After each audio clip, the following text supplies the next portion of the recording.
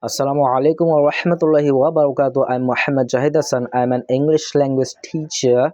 So right now I'm going to talk about a word, and the word is abroad.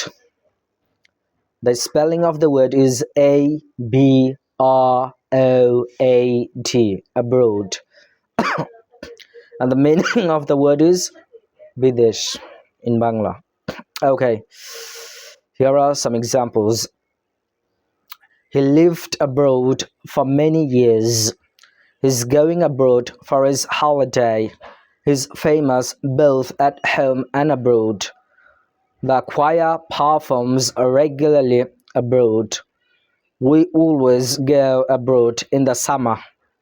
The news soon spread abroad. Do you wish to go abroad? Now I'm going to drill 2 sentences from here. He lived abroad for many years. He lived abroad for many years. He lived abroad for many years. He lived abroad for many years. He lived abroad for many years.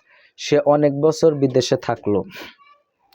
He's famous both at home and abroad. He's famous both at home and abroad. He's famous both at home and abroad. He's famous both at home and abroad.